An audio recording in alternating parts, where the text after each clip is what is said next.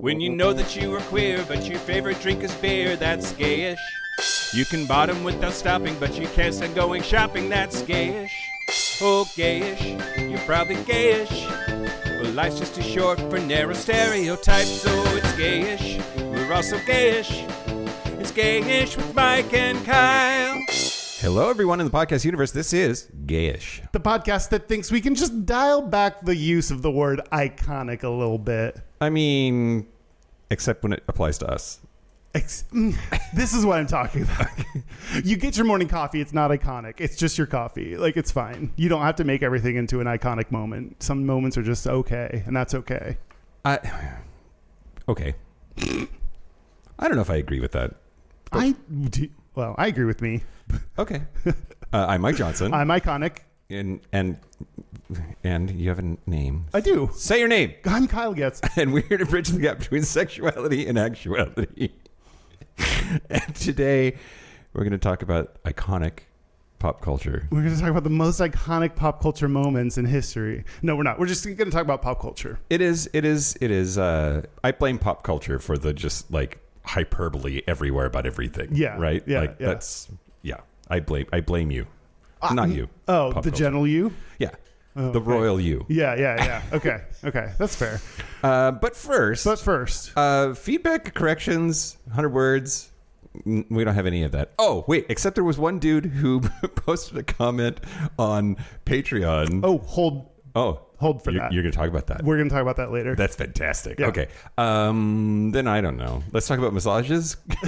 Oh, yeah. How did you feel about that? You know, there are some ones you win and some ones you lose. Yeah. And that's what's playing the podcast game. Yep. It was, I think 480 something episodes, like they're not all going to be winners. And then we prove that every single week. Oh God. Okay. What did you think? I enjoyed it. I only listened to it a little bit, so maybe that's that. If I lost interest, then maybe no. It was fine. It was good. Okay. It was. Yeah. Okay, here's the news. Shut your mouth hole. It's time for your ear holes. News. News the first, Kyle. Yeah. So on April 9th, so just a few days ago, it's my birthday. The Selective Service System, which is the government agency responsible for maintaining draft records, changed the rules. So before, eligible men were required to register themselves within 30 days of turning 18. I should give more context, maybe. This is for the draft. Like if the United States goes to war and we need to conscript troops, we use the draft to do that. Yeah. Last time we did it en masse was Vietnam. But before, eligible men were required to register themselves within 30 days of turning 18. And now eligible men will be registered automatically instead, which led to this big spike in Google searches for the term, can trans women be drafted? Oh. There's the war in Iran and a bunch of like worries about like, is the end of that like full-blown fucking war, and are we going to end up having to return to the draft? And then they make these changes to the draft rules at a very suspicious time. So you are considered eligible for military service if you are a U.S. citizen aged 18 to 25, if you're a male immigrant aged 18 to 25, if you are a U.S. citizen living abroad in the same age group, and were assigned male at birth. And they did all of this stuff to change the rules about like transgenderism and gender expression, and they said, no, it's what's on your birth certificate. So from that lens, yeah, trans women are going to get registered for the draft automatically. Wow, that's wild. They're going to, I mean, I don't think this is actually going to happen, but they would be upset at themselves. They'd be like, who did this? And it's them. Yeah, exactly. Somehow the Democrats would get blamed, but that's fine. I'm sure it's our fault. I'm sure it is. It always is. Also, can't you just register voters this way then? Why can't voters be automatically registered? Because we could register people to die, Kyle, just not vote. What?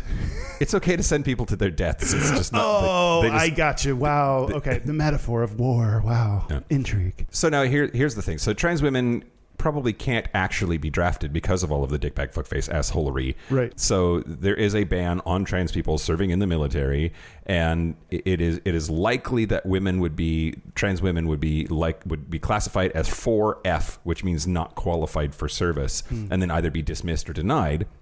Now, there are some circumstances where that might be true. There's at least one place where it says that if trans members can demonstrate 36 consecutive months of stability in the service member's gender without clinically significant distress, that they can be in the military provided there is a compelling government interest. That's a quote. Providing there's a compelling government interest in retaining the service member that directly supports war fighting capabilities. So their rules allow for, nope, we need the trans chicks too. Let's do it. And you have to be not have gender dysphoria. So you have to receive gender affirming care in order to be stable in your gender for No, you have 3 to years? not need gender affirming care. Jesus. Okay.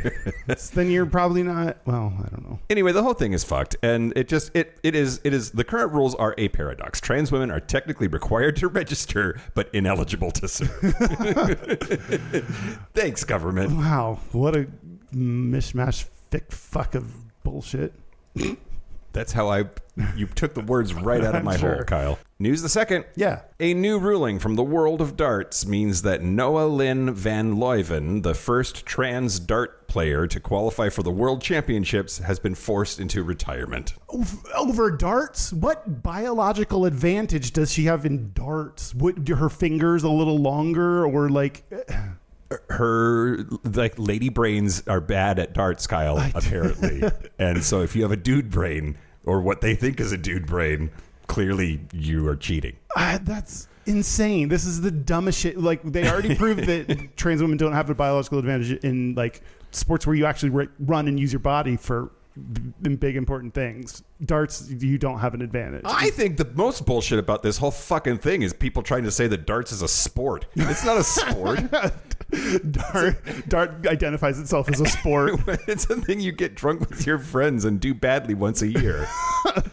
The Darts Regulation Authority, the DRA, which governs the Professional Darts Corporation, the They PDC. couldn't form the word dart into like an acronym. They have DR and A. They couldn't form DART. The Darts Authority Regulation tits. So close. The World Darts Federation also banned trans women from women's competitions in 2025. So this follows, there's just another kind of darts that is doing the same thing. Van Leuven shared on Instagram, quote, "I just got an email. Apparently, I just got retired. Not by choice, but because I am no longer allowed to compete. I've worked so damn hard for years just to get here. I showed up and I competed. I respected the sport every game and every single day. Not a sport. Now, with just one decision, I'm being told I no longer belong. It isn't just about me. It is another huge hit for the trans community." She's from the Netherlands. She's won 6 titles since 2022. And she made her debut at the 2022 PDC Women's Series, reaching the quarterfinals. In 2023, she became the first trans woman to play in a televised PDC tournament. In the first round of the Women's World Match Play, she lost to Bo Greaves. And she made history as the first trans woman to qualify for the World Championship in 2024. She lost 3-1. And yeah, I just what the fuck does gender have to do with darts, Kyle? I don't fucking understand. I don't get it. I don't get it either. Doesn't make any sense. Darts, chess, pool, a lot of non-sports have nothing to do. Bowling have nothing to do with gender. Now, bowling, you can, like, if you huck that, like, a little muscle, I think helps you with, like, throwing that ball real fast. I don't think it's about muscle, though. I don't think you have to have a ton of muscle to throw the ball down there. I mean, the skill part is way more important than the throwing it part. Yeah. Like, you know, I've definitely put a bowling ball down the thing before and, like, not been good at it. Yeah, it didn't work. Anyway, I'm so sorry, trans people, and I'm sorry, Noah Lynn van Leuven. Yeah. And fuck the world, Kyle. Fuck the world. It's a good place to land. News the last. Yeah. So, the Minneapolis City Council voted 12-0 to explore allowing bathhouses in the city of Minneapolis. Ooh, how did that get approved? There has been a 38-year ban in place because of the AIDS epidemic that they are at least investigating whether it should be repealed or not, whether that ban should be repealed. So this doesn't undo the ban. It is approving an investigation into whether the ban should be removed. Right. But the Democrats run Minneapolis, and so like the politics of it isn't that surprising. Oh. But the Safer Sex Spaces Coalition has spent years pressing Minneapolis to overturn the 1988 ordinance. And, quote, our mission is repealing the outdated and ineffective local laws that made facilitating sexual conduct in commercial spaces illegal and modernizing the code to allow for safer sex spaces. We have met with the city council members, city staff, and public health experts to discuss legalizing sexual activity in commercial spaces. People can fuck, and so they can fuck in your warehouse or whatever that you convert into a space, or they can fuck at home. Like they're gonna fuck. They're gonna fuck. So we have. It's just not. I get the ineffective part of this is like, yeah, people can fuck. So. Well, I mean, San Francisco had a ban on bathhouses until 2021. Wow. This is kind of a thing that's been happening more and more lately with larger cities who have big gay populations and who were told in the middle of the 80s, like, no bathhouses for you, because we didn't understand how it worked. Yeah.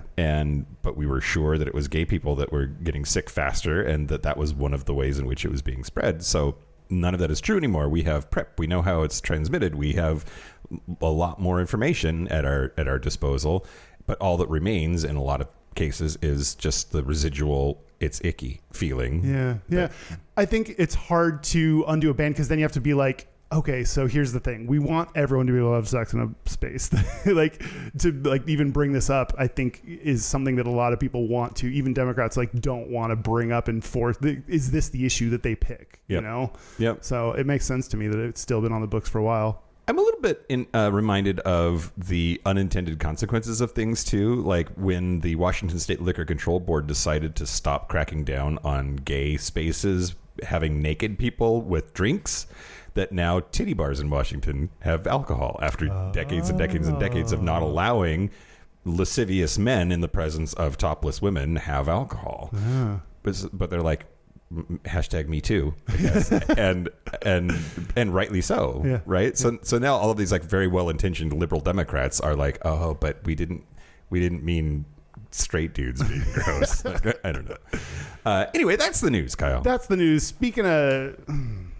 The last thing you said was gross straight dudes. This is not the transition I wanted to make. I don't need a transition. Speaking of nothing that we were talking about, okay. I want to thank our new Patreon members. Will fucking nailed it. I think unambiguously, Kyle. Round of applause. This is what I've been waiting for this whole time. I now retire my name saying. No, we have one more. And thank you to Heather Woodford.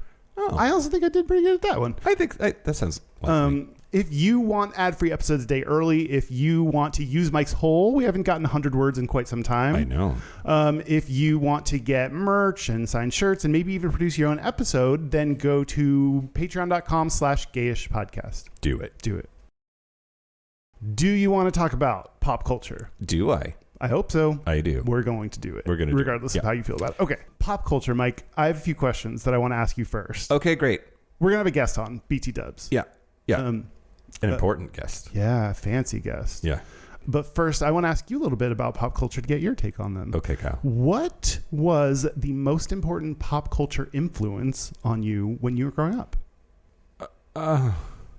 Okay, here's the thing, Kyle. Yeah. And I know that this is we're jumping ahead a little bit. Mm-hmm. I've never particularly cared. Mm-hmm. It doesn't speak to me. Mm-hmm. Now I get excited about things here and there and whatever, but I just always felt sort of outside the thing. And some of that I think is growing up rural. A lot of rural culture is about we're outside the mainstream. The liberal cities don't care about us.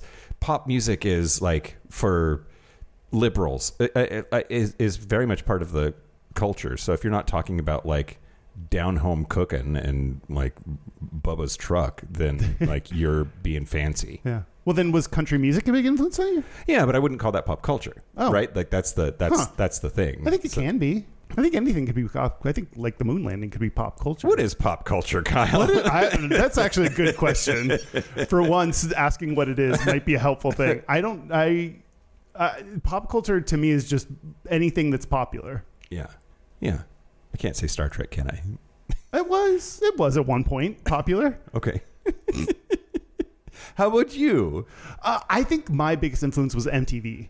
I would watch TRL every day after school. I would watch all the Real World and Road Rules and Real World Road Rules Challenge. I watched the spring break things where I got to see like some shirtless dudes, which was exciting. Always exciting. With a lot of Jerry Springer things. I watched their TV shows and their movies, and just I consumed a lot of MTV media. Yeah, I'm with you. Yeah, and I music videos, which used to be on MTV. I think those are definitely pop culture, and I was definitely into music videos. Like we didn't have cable growing up, but one of the channels after, I think it was like 11 o'clock or 11:30, would show VH1. It would show a whole like cycle of videos, and I would stay up. I would even record it sometimes on like VHS and then play it back. But yeah, I was super into that, and so that's I think my answer. Why do you think gays, regardless of how we feel about it, we know that gays care about pop culture? It is like, this is a gay topic. We know this. We don't have to dig too much to understand that gays are really into pop culture. Why do you think gays are so into pop culture? Because pop culture is not real life, and real life sucks for gay people. Oh, that's a good theory. I think it's right. That's why I said it, because I think it's right. That's why I said it. I think because I think we know that gays definitely, especially when closeted, and most of us were growing up for some period of time, retreat to this sort of fantastic world to compensate for the fact that like real life hates them and is telling them who they are is wrong, and there's a sense of escapism and kind of an empowerment that comes with like following pop divas, and like the drama of it all seems like distracting from reality. I that'll make sense to me somehow. Yeah. My thought was, and I think I read this somewhere because I don't think I had this original idea myself, that gays are the source of a lot of gossip, and pop culture is a lot of like gossip rags and like gossip magazines and stuff. A lot of pop culture is like gossip, and did you hear this, and did you hear that, and what about this thing, and those turn into like pop culture moments. I think we are the subject of gossip and conversation a lot of times, so I think we're like predisposed to be interested in the latest gossip and news and things goings on of a wherever we live. Yeah. Okay. Yeah, I wonder if there's a safety defense too that happens with that phenomenon.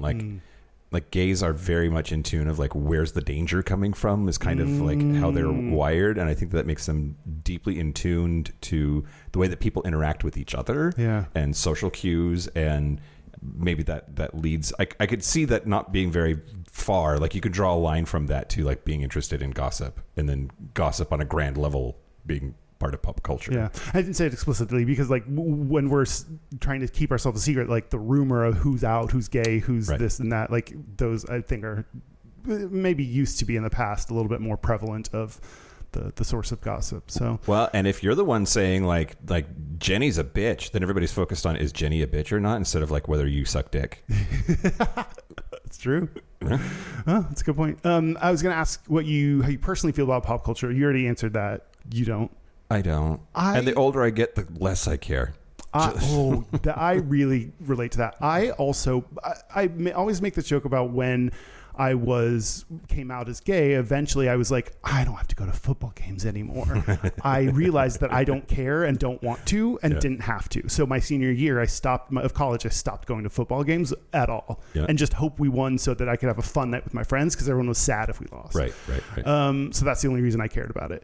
The same thing happened with pop culture, where being gay, I thought that I needed to stay on top of pop culture. I thought I needed to read Perez Hilton because that's what my female friends were doing. That bitchy queen, my God. Okay. And so I would try to stay on top of pop culture. And then later I was like, oh, I don't care about this. I don't need to. And like, this is why I love Britney, and everyone then expects me to know all the details of the, sometimes I do because I follow her on Instagram. So at times I do, but like, I don't remember every single pop culture moment that she has.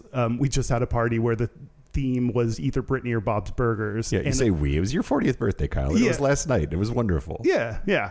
And some people went all out, and some looks I like would not have recognized, or, you know, a lot of them I did. But like, you know, people can make specific references, and I was worried of like, sorry, I love Britney Spears, and also I have no idea what reference you're making. So my boyfriend was very subtle. He was the one that went the most all out of anyone. Yeah.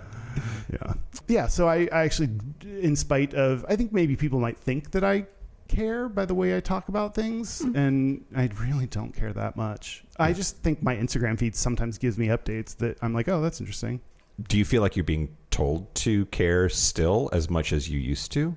Every now and then things will come up and I'll be like, ooh, I'm on the outside of this conversation. I'll feel a little bit uncomfortable. So no one, nowadays, because we're adults, no one like puts pressure on you or like shames you for not knowing stuff. Like that's something you do in your 20s, I think, with your friend group. But we're older now, and we like, no one will shame you for not knowing a pop. They'll be like, oh, like, let me tell you, and then just tell you. So it doesn't happen too much, but every now and then there'll be a conversation that I'm like, oh, no.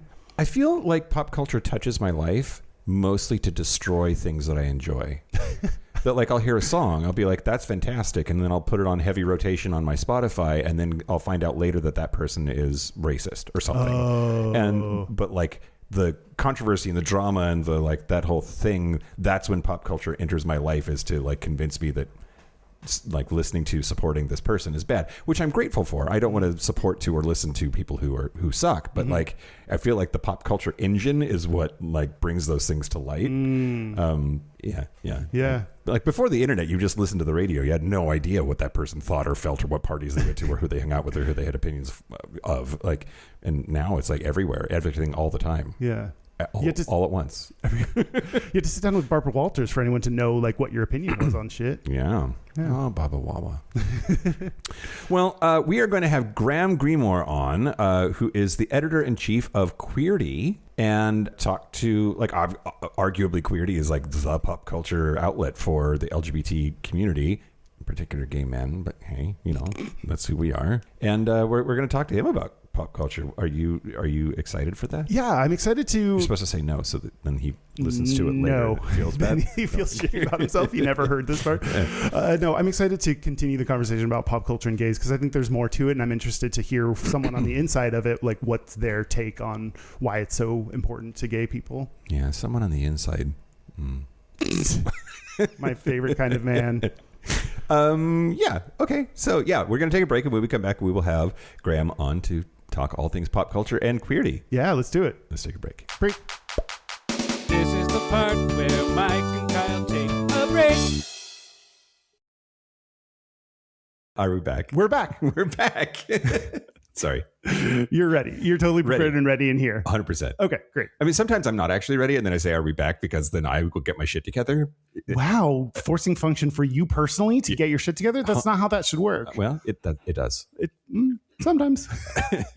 We're here with Gremore, editor-in-chief of Queerty.com. Graham, thanks for being on the show. Thank you so much for having me. Right out of the gate, you said that you are in Minneapolis. Yes. We just in the news today talked about Minneapolis reconsidering whether to have bathhouses or not. Are you like, is everybody just excited as fuck about that now? It's so funny. We talked about that on the Queerty podcast this week, too, because it is big news in the gay community, but also in the Minneapolis gay community. Everybody here is just buzzing about this possibility that we might be getting bathhouses and sex clubs back here in Minneapolis. I should be more up to date on it, because I know there's been quite a lot of debate over the matter. Obviously, I'm pro bathhouse. I think that's awesome. But I do know that there is some discourse and some people who are not pro bathhouse, and I need to do more digging into that. In the gay community that are not pro bathhouse? Well, okay, a few different people are not pro bathhouse, but within the gay community, there's people who feel like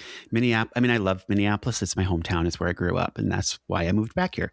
But it is a little bit of a smaller city. And so in the gay community, there are people who are like, oh my God, I'm going to know everybody at the bathhouse. It's going to be so awkward. I'm going to see my coworker and I'm going to see my friend at the bathhouse. So they don't want to go to the bathhouse. I don't know where they want to go instead. So there's a little concern about running into friendly faces. I think I should move to Minneapolis. That's why I don't go to the jerk-off club or the bathhouse here in Seattle. I'm afraid of running into people. I will know. Wait, so you would want to be there or not be there? I want to go to Minneapolis where that's okay to not want to run into people. Oh, you want to be in a place where, okay. I'm saying culturally I belong in Minneapolis. Okay. If that's oh, got it. Yeah. Okay. Wouldn't you, if that was your take on it, worried about running into friends or coworkers there, wouldn't you just not go? Like I get frustrated when people have their personal opinions affect the like public ability to access something. Yeah, it's like, why ruin the fun for everybody? You just don't have to go. Yeah, you just don't go. Right. If you don't want gay marriage, don't have one. Yeah, exactly. Yeah. I mean, I think in general, people are excited and supportive of it. But that was a concern that I heard some people share was like, yeah. And also, I'm like, how many people do you know that you're going to run into everybody you know at the bathhouse? Not that big of a city. Okay, we are here to talk about pop culture, but we don't we didn't. Like, what is pop culture? Is because everyone's discussing the bathhouse and is that pop culture? Is this part of pop culture? Like, what defines pop culture? I don't think a bathhouse is considered pop culture. Do you? I'm thinking like something in the news is. Yeah, just trying to get it dialed in. Like, when does something become pop culture? Is it just people are talking about it? Because it seems like it has to be bigger than that. It seems like it has to be like people focused more than just institutions like bathhouses. Okay. Usually celebrities or reality celebrities are involved somehow, or music, entertainment stuff. I mean, there is a lot of like bathhouse themed pop culture, like films set in bathhouses. There's actually this like book, I think it's actually called Bathhouse, and it's like a thriller novel by this gay author, and it's like set in a bathhouse. So like that would be bathhouse pop culture. Interesting. Mm-hmm. Yeah. Well, before we get too much into, I was going to say bathhouses. Now that's what the topic is in my mind. It's not. It's pop culture. Wait, you said they have bathhouses in Seattle? They do, yeah. Yeah, we do. We have two. They're both terrible. Oh, you've been to them? Yeah. Well, just one of them. One's more terrible than the other, depending on, or great, depending on if you want drugs. Yeah. Is that's what happened? I've never okay. As somebody who's like works in queer media and is surrounded by all things gay all the time, you think I would have been to a bathhouse, but I've never actually been to one. I've always been curious about them, but I've never, I mean, we don't have one in Minneapolis, so that's one of the reasons why I've never been to one. Yeah. But I don't really know what goes on there other than what I've seen in the movies. Yeah. It depends on like which of the two bathhouses you go to. There's one that's, like known for like rampant drug use. If you want to like find drugs, you do it there. And the other one is a little bit more like classy. Mike is giving me a look like maybe he doesn't agree, but we have a Steamworks here and there's no steam. Okay. There's no sauna. There's no I don't care about that. I don't care about what do they have? Just rooms to fuck in. Okay. Well, I don't know why you're so disappointed by that. I'm just being judgy.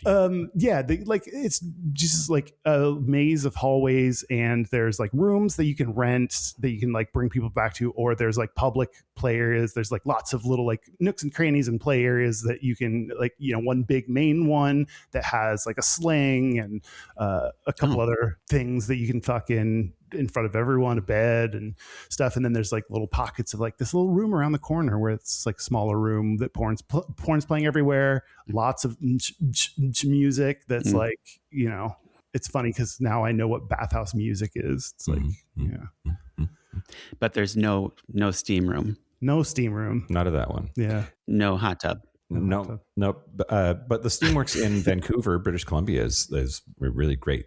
Oh, like you can just go and chill out if you want to, and or fuck, whatever. Oh, huh.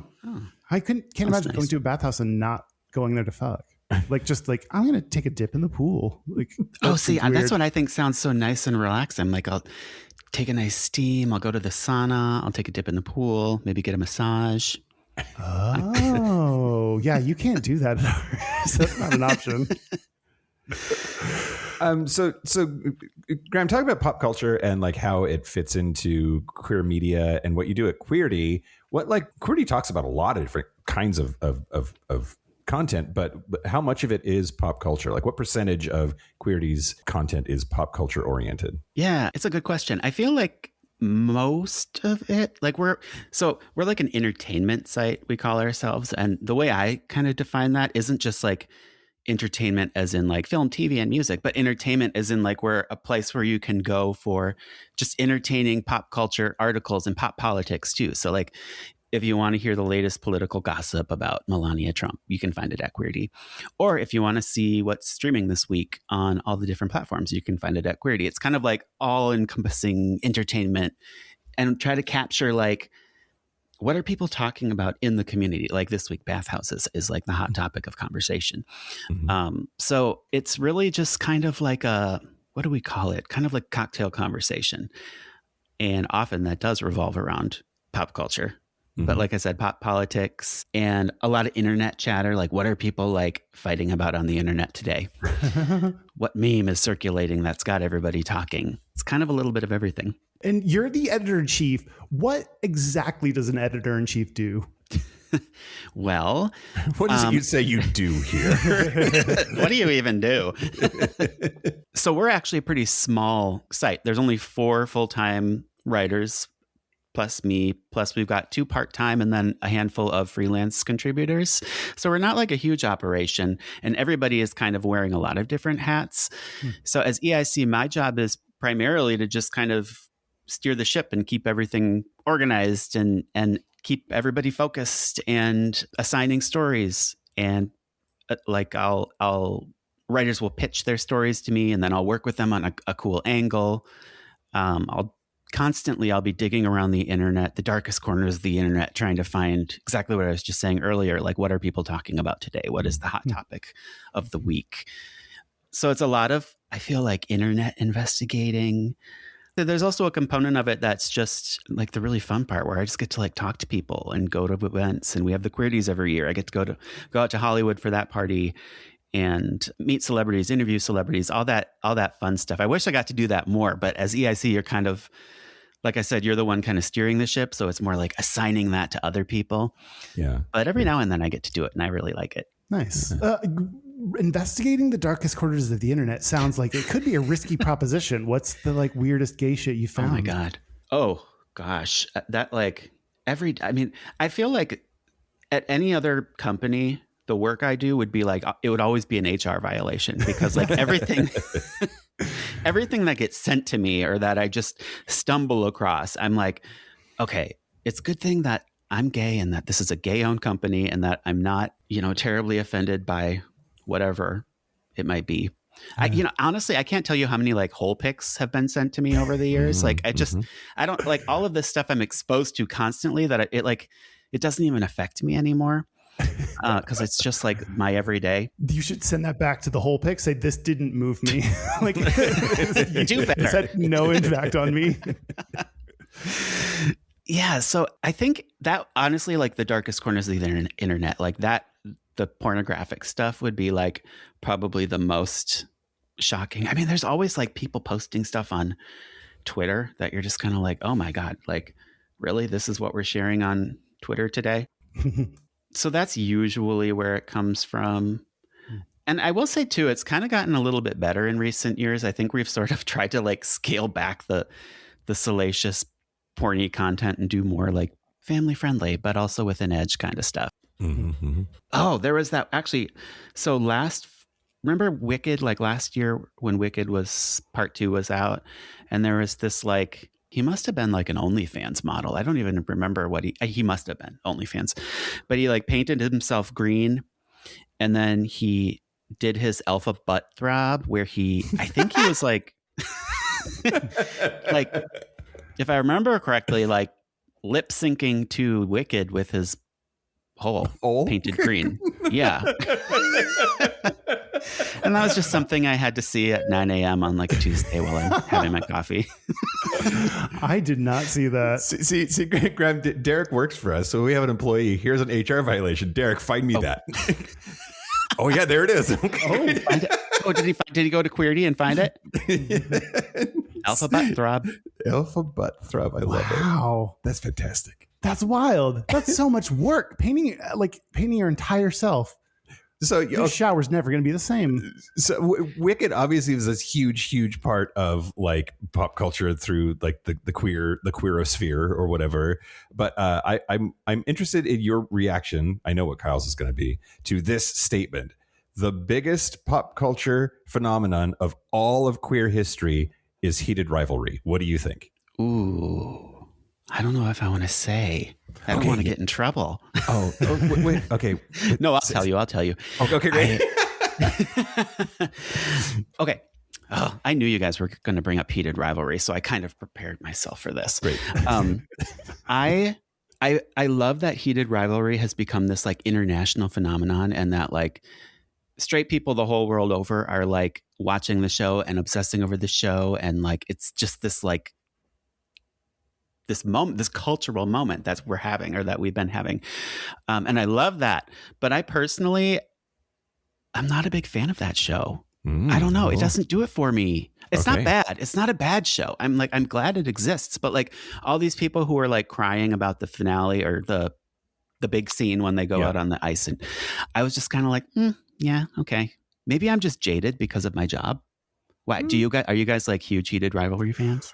I have never seen it. And at this point, I guess I've put my foot down that I'm never going to see it because everyone's so much like, you have to see it. And I'm like, no, I don't want to. Like, I don't know. There's some infantile like reaction that I have to like, no, I'm not going to watch it. So I think I didn't watch it for long enough that now I've made it a point that I won't watch it. And I saw all of it twice and really, really enjoyed it. And also thought that a lot of the reactions were not earned. So I somewhere in between, I guess. Like I really, really enjoyed it. It's hot as fuck. Some of the scenes are really, really, really hot. And then like some of it was also kind of tropey and a little, predictable and glurgy. And that's okay. That has its place. I don't know what the word glurgy means. Is that a word? Yeah. Oh, what's it mean? Like intentionally crafted to evoke a emotional response. Like it's designed to make you cry because it's inspiring or tugs at your heartstrings in predictable ways. Interesting. It's glurgy. Right. Learned a new word. Yeah. I thought the straight people being into it though is like so interesting. Well, I always predicted that from like the very beginning. So we were covering Heated Rivalry at Queerty since I want to say it was like last July. Like it was way before. I think it was like when they were just kind of they were like starting production, and we covered it. And then it came out, and we were actually one of the very first media outlets to interview. I think we might have been the first to interview the two stars of the show because it was out for like 1 or 2 weeks before people caught on to it. And so we had interviewed them, and we were just kind of like, yeah, this feels like it might be something, but it's also like, who knows? They released it at a weird time, like during the holidays at the end of the year. Yeah. And then I remember telling Cameron Sheets, he's our entertainment editor at Queerty. And I told him, I was like, I bet when straight women get a wind of this show, that's when it's going to catch fire. And then like a week later, that's exactly what happened. Like all the straight women discovered the show. They became obsessed with it and shared it with all their friends. And then they made all their boyfriends watch it. And then everybody was talking about it. And like, so to your point that like, it's sort of, what was that word you used? Unearned? No. Glurgy. Yeah, glurgy. Glurgy. Yeah. Which you didn't just make that up. That's a real word. No, it's a whole on Snopes. Snopes.com has a whole tag. That's one of the tags that they use to tag articles about like internet content. That's like a whole thing that they file things into is glurge. Oh, okay. Well, to that point that it's glurgy, I do think that like the fact that we have this glurgy gay show that's kind of, I don't want to call it mediocre because it's not mediocre, but to us, it's maybe nothing that special. I feel like that's progress. That's still progress, right? Because it's like we've just kind of entered mediocrity as gay people. And that's when you've gone mainstream. I love that. Well, on the heels of like Heartstopper, where everybody's like, oh, now here is this like wonderful gay queer content where like it's not merely about the coming out story or the trauma of being a gay person. It's just this like every part of it is positive. I think it's really interesting to have like the Disneyfied version of gay sex is in Heated Rivalry. Every episode has this, like, they don't have to douche, and there's no like, you know, they just like fuck whenever they want to, and it's shot in a really interesting way. Like the fact that we've reached the point of time where like you can have literal gay sex on TV and everybody's talking about it is, I think, phenomenal and monumental and interesting. Yeah. So I mean, it's progress. It's like, even if it's not for I feel like it's actually a show that's more for straight people than it is for gay people, but that's progress. That's great. Yeah. I feel like a lot of gay media, and I'm thinking gay movies especially, are just kind of mediocre. Like, why do we have so much mediocre stuff out there as well? Like, what do you mean? Like gay? Like some gay campy movies, some of them are really bad. Yeah. Like really, really bad. I'm thinking of like, what comes to mind right away is the Eating Out series they made like 7 films of it. But like, you know, campy kind of terrible media that we have. I mean, I don't want to shit too much on them because to get anything made is just so hard, right? Like to get a film made, even if it is like some crappy low budget movie is a feat in itself. And then to have it be gay on top of that, you're like, wow, you really had to overcome some hurdles to get this thing made. But I know what you mean, where you're sometimes just kind of then disappointed. It's like, oh, but I wish it was better. Yeah. But I think there's, especially in recent years, I think gay cinema has gotten better. I mean, like a few years ago, did you guys see All of Us Strangers? No. Oh my God, you didn't see that movie? No. Okay, well, you have some homework. Okay, I can't believe you didn't see that movie. It's All of Us Strangers. It came out, I want to say, in like 2024. I think it was 2024. It is Andrew Scott and Paul Mescal, and they star in this film together, and it's kind of like a gay love story / ghost story / grief story. Andrew Scott plays this middle-aged gay man who's sort of coming to terms with his life and kind of where he's ended up, as he's a single older guy and he's kind of revisiting his past. And then he meets this younger man and they fall in love, and there's some interesting twists. And I thought it was phenomenal. It has a great soundtrack too. And I feel like we need more films like that. And then when we get more really, really great queer films, then they'll start winning all the awards and they'll become Academy Award winning films. And with these gay actors, like we're getting there, we're making progress, but it's slower, I guess, than we'd like it to be. But there is some good stuff out there. So the Queerties, they happen in March usually. Yeah. Well, our readers are the ones who vote. So voting for the categories open up in January, and then our readers get to vote for all of their favorites. And that happens January to about mid-February. And then voting closes. And then we have the big celebration in March. And that's when we all come together in Hollywood, and there's a stage production, and the nominees arrive and the winners are announced and they get to accept the awards, and we all have a party. And most of the categories pop culture? Like looking through the list, it seems like most of them are. Yeah, it's pretty much, it's all film, TV, music, books, podcasts, fashion, drag. So I would say, yeah, it's primarily pop culture focused. The one that I want to talk about though is the girl bi category. From a few years ago, the girl bi, okay. You said from a few years ago, you're not doing it anymore?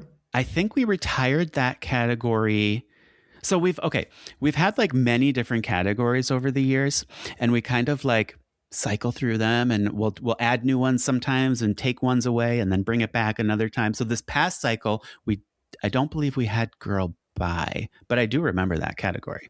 Just of like who do we need to? It's their dick bag fuckface asshole award. So every year our listeners vote for the dick bag fuckface asshole of the year. And some of the past winners of girl bi on the Queerties have been Kanye West or Marjorie Taylor Greene. And I just love that as a category. It feels really the irreverence of it makes me happy. If you still had it around, who would be winning it right now? Yeah. And why is it Nicki Minaj? It used to be actually called second worst person in the world, because the first worst person in the world is obviously the man in the White House. Yeah, where we don't need to bring him up. But so it was the second worst person in the world. And then it evolved into girl bi. And I would say, who's girl bi right now? I mean, Nicki Minaj is, I feel like she's already gone though. It's like, you don't even have to say goodbye to her. Like she's left the building and we don't care. But who else? You know who I would like to see just kind of go away is, I've covered her a lot over the years, but Ivanka Trump. I was on the Ivanka Trump beat for basically the whole first time around. And then I was kind of relieved when she left. I was like, oh, good. I don't have to write about her anymore. And I've noticed recently she's been like creeping back out. She just did like this interview. I forget where it was, but it felt like she was kind of like testing the waters to see if she can re-enter the public spotlight. And I'm just kind of like, no, you just stay in your like Miami billionaire bunker. We don't need you again. You can stay there and live out your days. How about you? Who would be your girl bi? Oh goodness, everything's such a downer. Like, because there are a lot of people in like actual power who need to go away. That I think. Oh yeah, all of them. So I'll say Nicki Minaj is a good one, just because I'm so out of touch. We were talking at the top of the show, Graham. I like am woefully out of touch with pop culture, and I need to read your site more, I think. Yeah, come to Queerty, get caught up. I just assumed that since you work at Queerty that you are a personal fan of pop culture, but I should ask you that, like, are you personally a fan of and care about, how much do you care about pop culture? I feel like I like live and breathe it every day of my life, at work especially, but so I am a fan of pop culture. One thing that I'm actually a huge fan of right now is The Comeback. Do you guys watch The Comeback starring Lisa Kudrow? No, but I've heard lots of good things about it. It's on my list, yeah. Yes. Oh, you have to see the show. It's great. So it's like the third and final season, she says. I've been watching the show for like the past 20 years because it kind of comes back every 10 years. And she just plays this like aging TV sitcom star who's always having a comeback basically every 10 years. And so I since the very beginning, I love this show and I always get really excited when it comes back. And so it's back right now for the final chapter. And I'm every Sunday watching it, loving it. I'm also loving Real Housewives of Rhode Island, which is a new franchise they launched. Like I've watched many of them, but this is like a new one, a new location. And that just premiered like maybe 2 or 3 weeks ago. And it is bonkers. These ladies are, I can't differentiate. They all look the same to me. So I'm having a hard time actually like keeping track of them, but I'm really enjoying that show and just the craziness and the campiness of Real Housewives of Rhode Island. I wanted to also ask about growing up. What were some of the big pop culture influences on you growing up? Good question. The one that immediately actually comes to mind is Dawson's Creek. Oh, yeah. The old WB soap opera for teen soap. Yeah. R.I.P. James Vanderbeek. I know. I think that's why I've been thinking about it lately, is because he recently passed away. But that's like the show that I feel like I grew up on. There was also, that show had the first gay same-sex kiss on primetime TV. It was Jack McPhee and his boyfriend. I forget the boyfriend's name. Jack McPhee was the character. But that was a big deal when that happened. I remember I wasn't out, I don't think, yet at the time, but I certainly knew that I was gay. And I remember that episode, and it was special. And Kevin Williamson created the show. He's also the guy who does Scream. Do you guys like Scream? I mean, I remember watching it when it first came out, and that's kind of the extent of my affinity for it. Yeah, I hadn't seen it. It just sort of, I skipped it during the moment. And then one of my boyfriend's best friends was visiting, and he's a horror fan and insisted that we watch Scream and Scream 2 and did. And I really, really enjoyed it. Yeah, they're fun. Yeah. And they just, the reason I asked was they just had I think it was number 7 came out. Was it in February? I haven't seen it yet, but, and then I heard they're making another one, like they're already working on the next one. So speaking of comebacks, Scream is making a comeback. Well, speaking of comebacks, Devil Wears Prada 2. How are we feeling about that? Yeah. I'm really excited. Actually, Gaga and Doechii just released the song Runway. I think it came out this past week. It's the song from the movie they teamed up. And it's kind of like this 90s house. It's got like this like 90s house vibe to it, but then it's got Doechii rapping and then Gaga in the background singing. It's got me really excited about that movie. I can't wait. I'm so worried. Like, I think that the first one is, we made fun of the word iconic at the top of the show, but that first movie, The Devil Wears Prada, is iconic, especially to gay people. And so you take that much pressure to add to that perfect moment and do it well with an audience as bitchy as gay people can be. I hope they succeed so badly, but I'm going to kind of temper my expectations.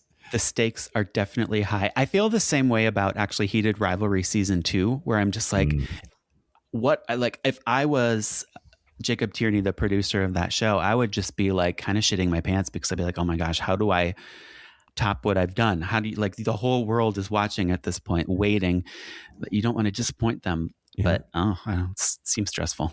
Like in music, the sophomore slump is just so, that second album is so hard to do well for somebody who made a huge splash in the first one. Yeah. Although I don't know. I feel like they're going to get The Devil Wears Prada 2 right. I feel like they understand what's at stake. And I mean, it's Meryl Streep and Anne Hathaway and Emily Blunt. Like, I mean, they're not going to mess up. Yeah.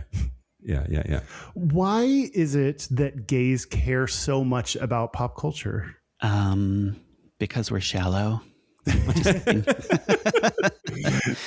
I mean, I don't know why I thought this is what popped into my mind when you asked that question, but like many, many years ago, like I want to say like 10 or 20 years ago, there's this interview that Liza Minnelli did with some outlet. I forget which outlet it was, but the interviewer asked her, he's like, you've got a really strong and loyal gay following.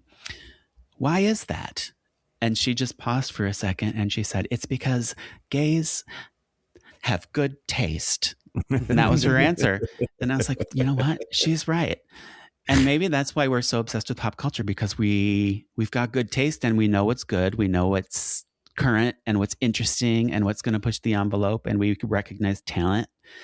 And that's why we're leaders in establishing pop culture and what's cool and what's not. And it's funny, Mike, you mentioned like gays being bitchy about things. We are not shy about being judgmental about shit. When if it's not good, we will let you know. Yeah.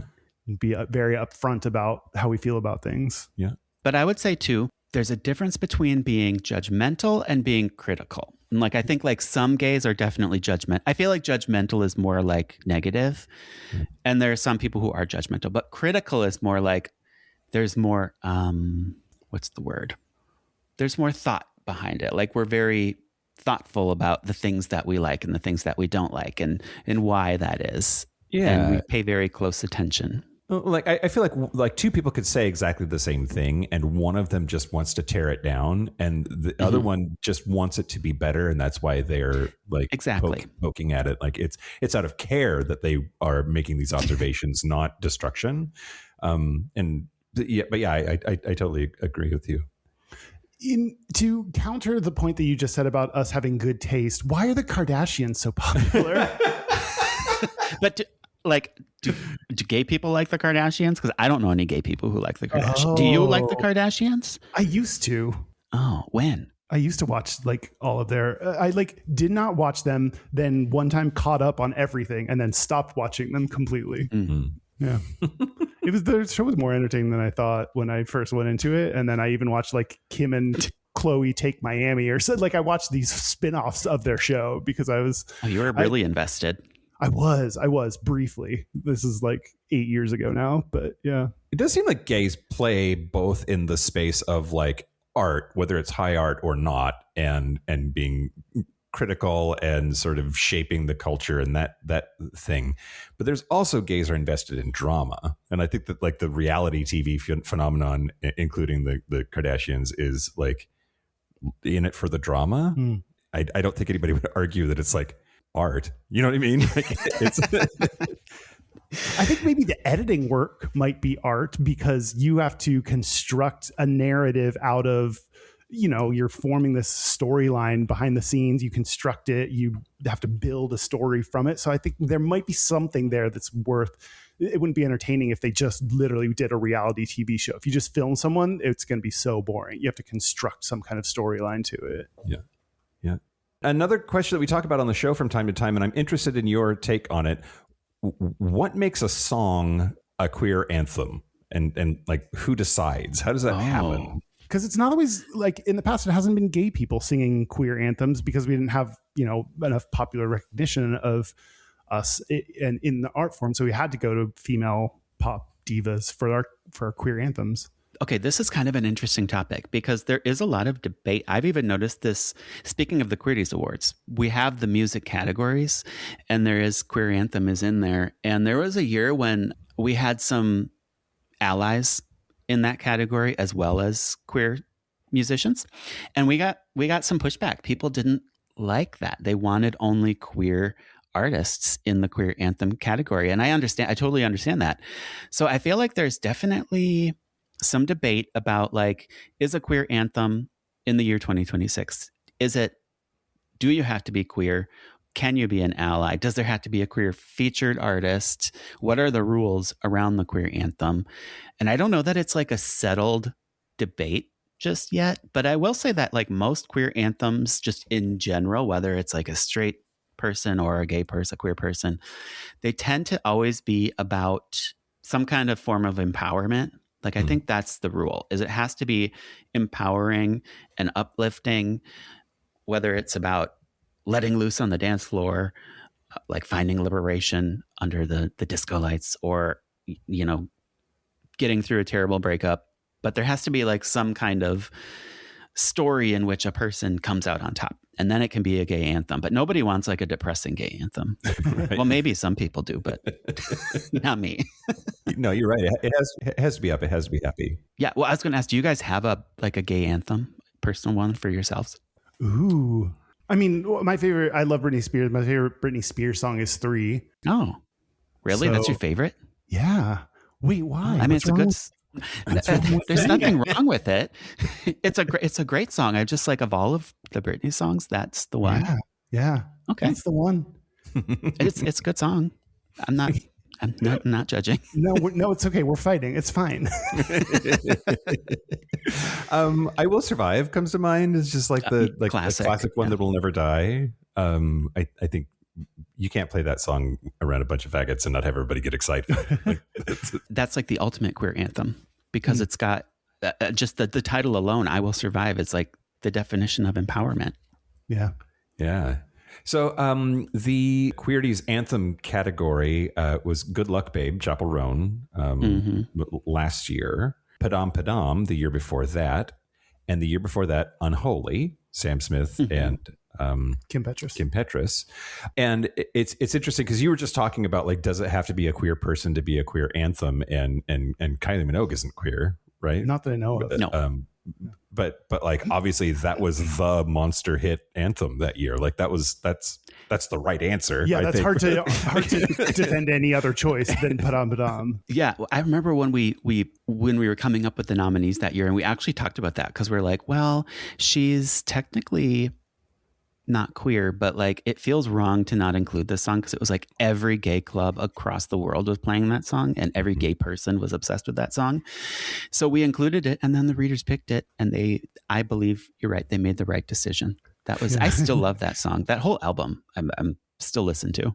So you'll have to correct me if I am wrong. And my research suggests that Queerty surprisingly has an older demographic, that the largest block of Queerty readers are 55 and older. Is that accurate? Yes and no. We do have a very large 55 plus audience, but we're also very millennial. We're a very millennial audience of mainly gay and queer men, but also we do have a fair number of women who read the site, and obviously trans non-binary people as well. But there's definitely a large millennial crowd. And the one crowd we'd love to get more younger, like Gen Z readers on the site as well. And that's been the code that we're still working on cracking. Yeah. So I think that we're pretty wide ranging, but we definitely do have an older readership. And part of it too is because we've been around the site like launched I should know this is EIC and I don't, but I think it's 2005 is when it launched. And then the current owners, who Q Digital is the parent company that owns Queerty, they, I believe, acquired it in 2011. Yep. And so a lot of our readers today they've literally been reading Queerty for 20 years. Like they've been with the site for, at this point, 2 decades, which is crazy. And I love that we've had these very loyal fans and followers. But then I imagine that's got to create like a set of challenges when it comes to curating content of like, how do you balance it so that you are sort of trying to attract the Gen Z folks without alienating your Gen X folks? Like how intentional are you about that mixture and that balance and seeing pop culture through multiple lenses? Yeah, I think going back to that first question about like, what do you do as an EIC? Like that's part of my job, is to find that balance and to always be kind of paying attention to like, okay, what's being talked about over here? What's being talked about over here? And what's being talked about over here? And kind of bringing that all together each day to try to capture just all corners of the conversation. And obviously, you know, like I said before too, we're a small team, so we don't get it perfect all the time, and there's things we wish we could do more of, but just given the resources, we're not always able to. But I also think that, and this is something I actually love about the queer community, is like it's a very intergenerational community where like you'll have a lot of people of different ages coming together to the same events or the same gatherings. I have a lot of friends who are older than me. A really, really good friend of mine, he's actually 20 years older than me, but he's probably one of my best friends. And then I also have a lot of friends who are younger than me. And I think that's very common in the queer community, where it could be too because of the whole idea of like chosen family, where we just have to kind of like find our community and build our own tribes. Yeah. And well, it just makes it easier and more natural for us, I think, because we're used to it. Can you think of like a recent article or topic that you talked about on Queerty that was more Gen Z focused than other generations? I'd need to actually go back and reread the article, but I do know that there was, within the past month or so, one of the writers, I think it was David Hudson, did an article about douching. And I think there is a generational shift when it comes to attitudes about douching, where it seems like today, like the younger generations are all like, oh, you must douche every time you have sex. And like older generations are like, douche or not douche, it doesn't matter. Mm-hmm. Then there's the millennials. I think we're caught in between the douchers and the non-douchers. I didn't know douching was generational. I wish we should look up Gayda to see if there's like stats on this. That would be really interesting. Have we done a douching episode? I think we did. Surely we have. It's a newer, I mean, like, because now it's like, I think it's like expected that you're supposed to douche before you go have a hookup, but it didn't used to be like that. And I think it's like partly because like younger people are like, yeah, you got to douche. You got to like make sure you're nice and clean for your hookup. Yeah. Mm-hmm. That's why I always like, I want to host because I'm going to be spending time douching. So you have to get here. Like, you have to figure out that part. I think that's just polite. So when people are like, I can't travel at all. And I'm like, well, I don't know what to tell you. I'll douche, you commute. Yeah. I think that's a good trade-off. That is a good trade-off because it does feel like, especially onersome, to have to like douche and then get into your car and like sit in traffic and then find parking and then like buzz your way into somebody's build. Like that's a lot of work. Yeah, that's what I think. But then again, and I also don't have a car, so I'd be taking a bus there. Like, oh gosh, no. Or probably a Lyft. Let's be honest. At 3 a.m, we'll all be taking a Lyft there. But then it costs you money. It's like, so I have to douche and then I have to spend money. Yeah, that's a lot. This is a random out of nowhere, but you are a cartoonist? Oh, once upon a time, yes. I think it's kind of like a hobby that I do enjoy. So this is how I actually started at Queerty. Was I used to do these like kind of silly cartoon videos that I would upload online. And I did one called, what was it called? You Can't Be Gay Unless You Have a Job. Yeah, I think that's what it was called. You Can't Be Gay Unless You Have a Job. And I did this like silly little video and I did some illustrations and I recorded it and I sent it to Queerty at the time. And I was like, hey, I made this video. You guys should write about it on your site. And they did. Dan Avery was the editor at the time. And he's like, this is great. And so he wrote about the video. And then he's like, hey, do you want to write for Queerty? And I was, at that point, I was kind of like very early in my career. I was in grad school getting my degree in writing, and I was kind of like looking for jobs and looking for work. And so I was like, sure, I'll be a freelancer at Queerty. And then I just did that for a while. And then a staff writer job opened up, and then an editor job opened up. And then all of a sudden, a few years ago, I was editor in chief. And it was like all because of that cartoon that I did all those years ago. I haven't done it. It's been a while. But I feel like in another life, maybe I was some kind of like cartoonist or some kind of like video person.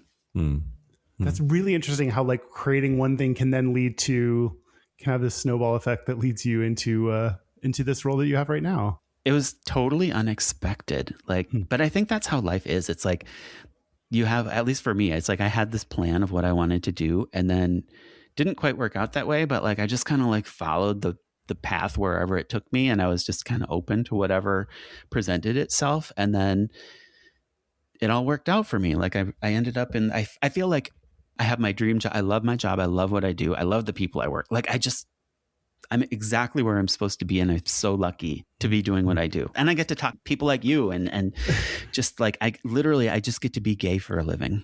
Like, how awesome is that? That's the dream, right? Totally. It's awesome. If we could make this our full-time job, I think we would. That but would you be know, nice. Yeah. Maybe one day. Maybe one day.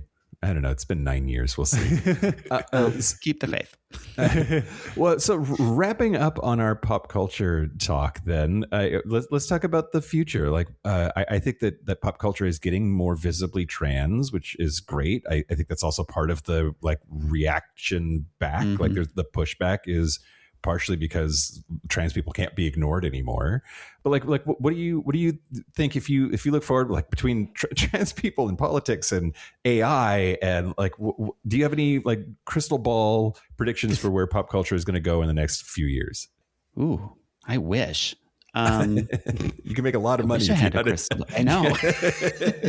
I do think that trans representation, like you said, it's just, we can't ignore it. And thank God, like I remember when, I don't even remember what year it was. It feels like it was like 10 years ago or more, when Laverne Cox was first kind of coming onto the scene, and everybody was like, oh my gosh, there's a trans actress who's in this Netflix show. This is a big deal. And it was a big deal. And Laverne Cox is awesome. But like, I think we're slowly but surely getting to a place where like, that's not a big deal anymore. Like going back to Heated Rivalry, like having gay sex on every episode of a major TV show on a major cable network is awesome, but it's not a big deal anymore. And I think hopefully that's what's going to keep happening, is we just kind of like gay people become more mainstream. Our stories become, and trans people and queer people become more mainstream, and our stories become just part of the stories that are told every day in pop culture, in TV and film. And I think what's been cool to see too is music has been really, I think music is always on the forefront of all, like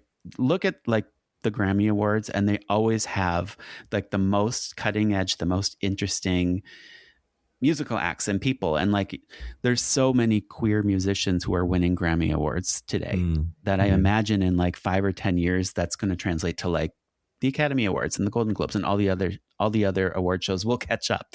But music seems to be where it starts. That's been my observation. So if I had a crystal ball, maybe it would say that we're just going to see a lot more queer artists winning awards and becoming mainstream, and that's going to be awesome. I think amazing TV or an amazing movie might be centered around a poly situation, polycule. Like I don't think poly people have had their moment yet. Yeah. Are you thinking? Well, I guess I was going to say a straight one or a gay one, but I guess it would be bisexual at the minimum. Yeah. Oh no, you could all That's be just straight. a daisy chain of like dude chick, dude chick, dude. You chick. could do you could do a straight version of it, but it'd be interesting to you could do like 3 people and one person has 2 boyfriends or something. So there is this show. I can't say too much about it because I've only seen like the first episode. It's been out for a couple. It's probably actually all aired at this point. I'm a little behind because I'm watching The Comeback and The Housewives. But it's called DTF St. Louis. We wrote about it on Queerty a couple weeks ago, and it's basically about straight identifying suburban people who maybe aren't so straight. And DTF St. Louis is like an app, and one of the men gets on that app. And from what I'm seeing, he seems to be learning about himself and some of his sexual interests that he hadn't explored before. So I've heard the show gets crazy and that it goes in some really wild directions. I haven't seen every episode yet, so I can't confirm that, but that's what I've heard. But it's kind of like I don't know if there's a polycule in there, but I think it's definitely about straight identifying people who are being a little bit more experimental with their interests and their identities, which I love. That's great. Well, thank you, Graham, so much for being on. Thank you for sharing your insight and your wisdom. And Great. Should we take a break? Yes, let's take a break. Okay, let's take a break. This is the part where Mike and Kyle take a break. Okay, so are we back? We're back. We're back. We are going to do our Gayest and Straightest. We're going to do our Grayest. Good Lord. I'm going to do my Grayest. Fuck my life. We're going to do our Gayest and Straightest. But first, Graham, where can people find out more about you, Queerty, everything that's going on? Tell us all the things. Well, the easiest place to go is queerty.com. That's where you'll find me and my team every day of the week reporting on the gayest news and pop culture. Anything you want to know, all things gay, queerty.com. You can also follow us at, basically all the socials. So Instagram, TikTok. If you use Facebook, we're on Facebook. So find us there. We also have we're kind of experimenting with our own sort of podcast series. Every weekend on Saturdays, we run the Queerty Quick and Dirty, where we recap the biggest stories of the week that we've covered. And so that runs, I believe it goes up 8 a.m. Saturdays. You can check that out. And that's where you can find us. Awesome. Great. Excellent. Well, our website is gayishpodcast.com. We're on social media at Gayish Podcast. Our hotline, you can send us text messages or leave us voicemails, is 5855-GAYISH. That's 585-542-9474. Standard rates apply. Our email is gayishpodcast@gmail.com. And our physical mailing address is Post Office Box 19882, Seattle, Washington, 98109. And hey, everybody, here's a late-breaking, super exciting opportunity to see us and hang out. We are going to be on the podcast main stage at PopCon in Indianapolis, Indiana. That is coming up on Saturday, May the 9th. We are at 6 p.m. The podcast stage is in the vendor hall. So come see us, buy a ticket, hang out. Bring your books if you want one signed. I'm sure we'll figure out a way to do that. Although they did say that the expo is closed at 7 p.m., so they're going to kick us out. Oh, so we'll do it outside on the street? Well, I'll figure out a place for us to get together. Sure, okay. Indianapolis is just teeming with queer spaces. I hope so. You can go to popcon.us to get all the details. Yeah, we're going to be there. So should you. Yeah. I guess that's it. Gayest, straightest? Gayest and straightest. Do you want to go first or second? second? Yeah, sure. I'll go. Okay. My gayest is that I was hanging out with my parents this weekend. That's already a little bit straight, but that is my literal straightest thing. I'll start there. I hang out with my parents, and we went to Portland together. Normally, if I go to Portland with my friends, we're going out to Silverado, we're going out to gay bars, we're getting drinks, and that is not what happens when I'm with my parents. No. So we did go wine tasting, which was an interesting, I usually don't drink with my parents. They usually don't drink either. They share a margarita. They share a margarita oftentimes at dinner. And but we did a wine tasting. So that was, anyway, other than the wine tasting, my straightest was hanging out with my parents. My gayest is my parents were looking for their Uber to pick them up. And I was looking at the app because I had ordered it for them because theirs wasn't working somehow. Technology just stops working around my parents. I don't get how it's okay. Yeah, I'm sure your Uber doesn't work. It's all the Uber's fault. All parents. Anyway, my dad said that I looked in. I was looking for a Soul. It was the kind of car, and I was like, "Oh, it's not this one. This one's a Kia." And so we kept looking for the car, my inability to correctly identify a car is my gayest. Being car stupid is a gay thing. Yes. What about you, Mike? Well, the straightest thing about me this week is that I was late getting home yesterday afternoon because I went to the hardware store and got stuck in the power tools department. I was like, so excited. I was like, what?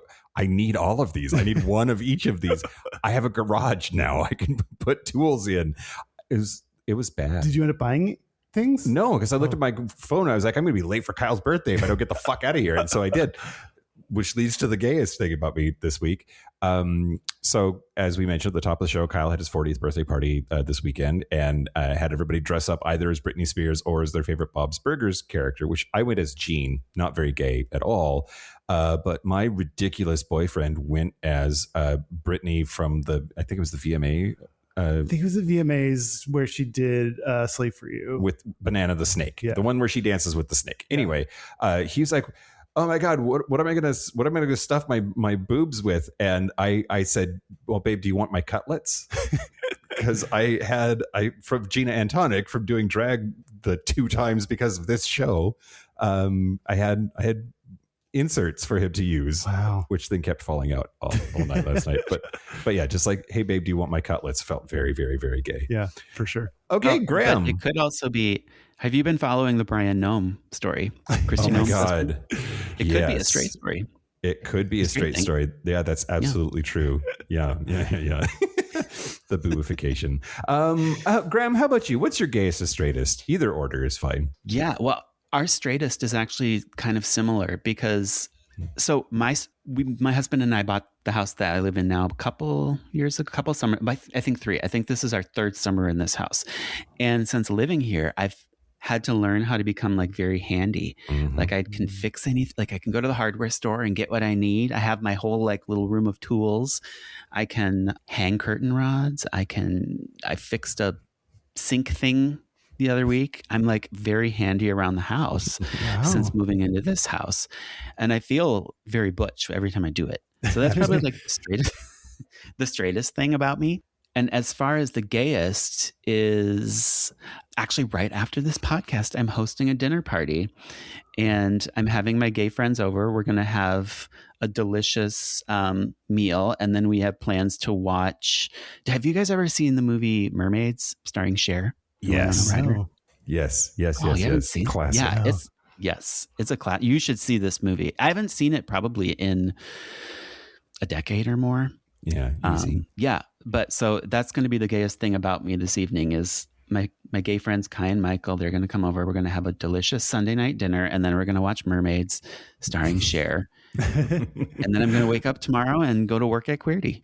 That's like a really gay existence. My God. Yeah, it's very gay. I'm surprised that your date isn't the gayest thing about you. Oh, maybe it will be next week if I actually go on sense. It. Yeah, we'll see if it actually getting stood up for a date would also be my gayest because that's pretty, getting ghosted. Or getting stood up on a date after you already douched. Oh God, can you imagine? Oh my God, that's like the worst. So rude. So rude. Well, Graham Gremore, editor-in-chief of Queerty.com, thank you so much for being on. I really appreciate it.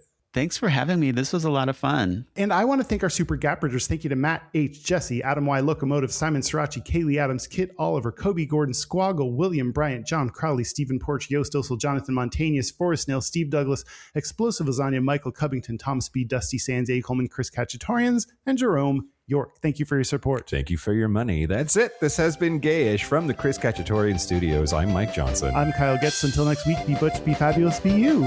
See ya. Bye. Bye.